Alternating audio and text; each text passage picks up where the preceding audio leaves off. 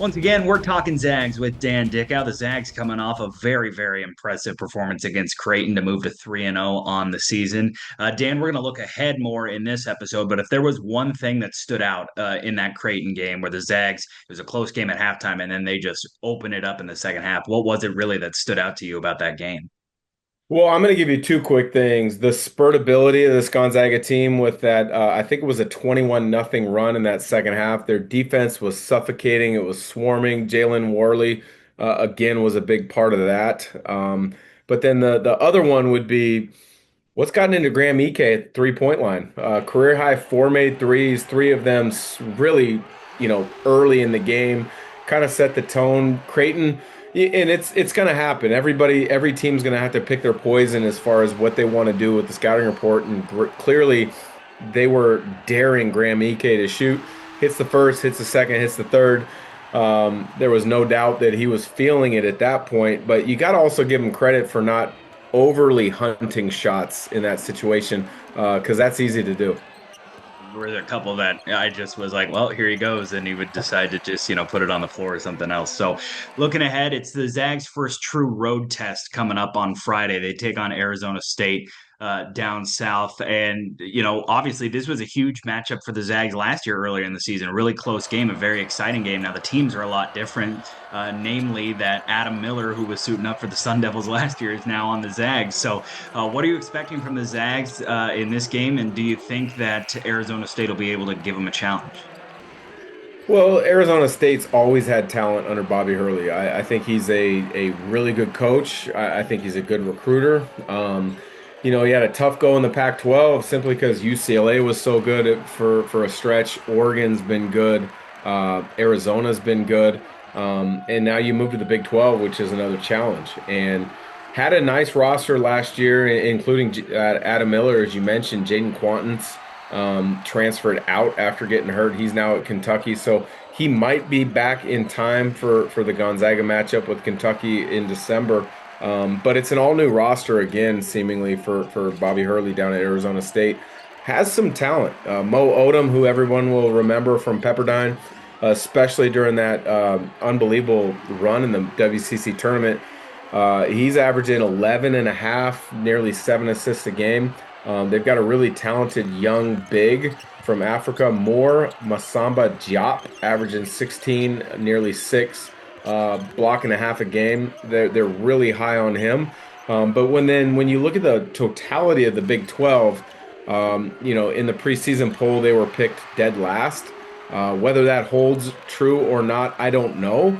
But it's another resume builder for Gonzaga, simply for the fact that you go on the road for a true road game against a Big 12 opponent. And whether, Arizona State does finish dead last or whether they're able to kind of, be more competitive and finish 8th, ninth, 10th in the Big 12, it's going to be at least a quad one, or excuse me, a quad two, potentially a quad one win when you look at the Selection Sunday process of how the selection committee looks at it.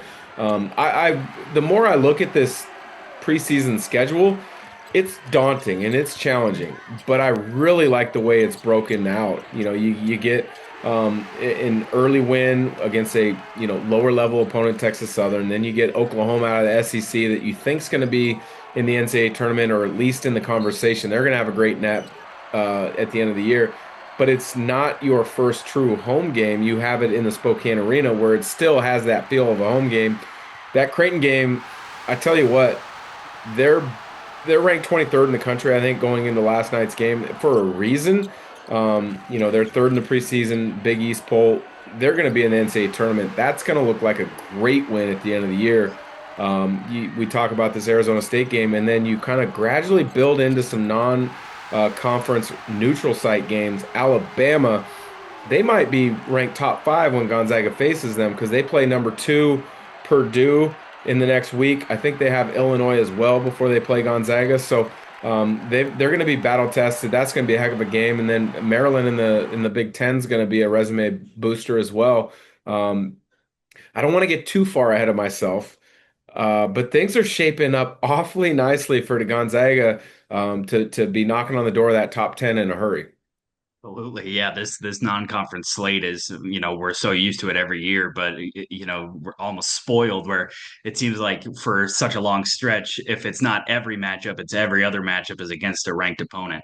Wanted to talk to you a little bit about Adam Miller because he's at the front of mind, obviously going to play at a school that he suited up with at Arizona State, and has been a part of the Zags starting lineup, even should have been on opening night if not for a little bit of a paperwork miscue. Just what have you seen from Adam in his first few games here with the Zags? Last night, we really saw that ability to make difficult shots as he was driving to the rim, able to contort his body and make those layups. Just what have you seen from him in his first couple games here at GU? A player that's completely comfortable in their skin and in their skill set of what they can bring to the table. And that's, the fact that, he's been in college for a number of years. Illinois, then he was at LSU, then he was at Arizona State. So he's been battle tested. He's had big games and big environments. He played fairly well as a Sun Devil last year here in Spokane.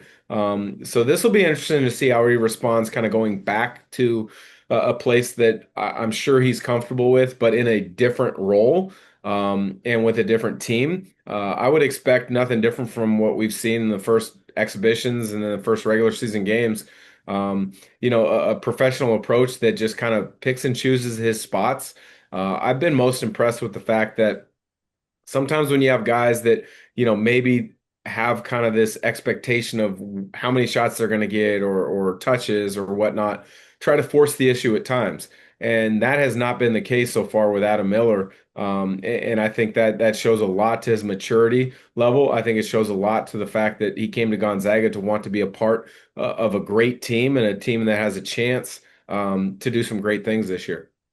Honestly, it just came to mind because he was so fantastic last night, and he just seems to be getting more and more comfortable. Mario Saint-Supéry, just when you hear the ESPN commentators and Fleming and Farnham talking about how valuable the experience overseas was for him, but he almost seems like he's not trying to play a game that's only the European style. I've just felt like sometimes I've noticed, especially a lot of like ball dominant guards that come over from overseas, they're almost not afraid to shoot it, but they almost want to pass up good shots for great shots. But he seems to be very ready to take tough shots if they're there. He had a great drive to the basket last night for an and one off a pass from Steel Venters. Just what have you seen from Mario in his first few games? Because you want to talk about a big adjustment coming to the United States, coming to Spokane and really getting into a new system with Coach View and everything. It's a bigger adjustment than I think a lot of the fans realize. Yes, basketball across the world is typically taught and coached in English. But at the same time, there's an adjustment with the language barrier of how quickly everything has to be processed. And then the transition of the game, the European FIBA game is typically a lot more team oriented than it is in how it's taught here in the States. And so you've seen the progression of, there's been a couple turnovers, whether it's craziness in the kennel or the first couple exhibitions. He's trying to make that play to get a teammate an opportunity. Now, sometimes it's threading it through a small window or trying to get the ball where it really isn't meant to be at that moment in time. But from the craziness in the kennel scrimmage till now, you're seeing, expedited growth. I mean, he is improving as quickly as any guard that I can remember in regards to, figuring things out as far as taking care of the basketball, making the right plays. He's starting to show the ability to score it a little bit, attacking with his size. But don't forget, I mean, he's a high level player in Europe. I mean, he played professional in recent years. I believe if the stat is correct that I read, he's the second youngest player to play on the senior national team for Spain since Ricky Rubio. And Ricky Rubio was a 10, 11 year NBA vet, Yeah. started the majority of his career, played in a number of Olympics. And so it shows you the level of talent and skill that he has to compete at that level. Now I know Spain this year in their Eurobasket didn't have the depth of roster that they've had in years past. But again, at the same time, it shows you just how talented he is. And if him and Graham Ike are gonna knock down every three they look at, that's gonna be a watch out scenario. So the Zags will take on Arizona State on Friday, and then they'll return to the Kennel to face Southern Utah on Monday. You can watch that game on Nonstop Local KHQ with our friend Dan Dickau on the call. Dan, always good to talk to you, and boy, has it been an exciting start to the season. Absolutely, it has been an exciting start, and I know this is I believe, our third episode, and so before you know it, we're going to be talking about the results of the Players Era over Thanksgiving week, and then leading into Kentucky and UCLA. This non-conference just doesn't stop.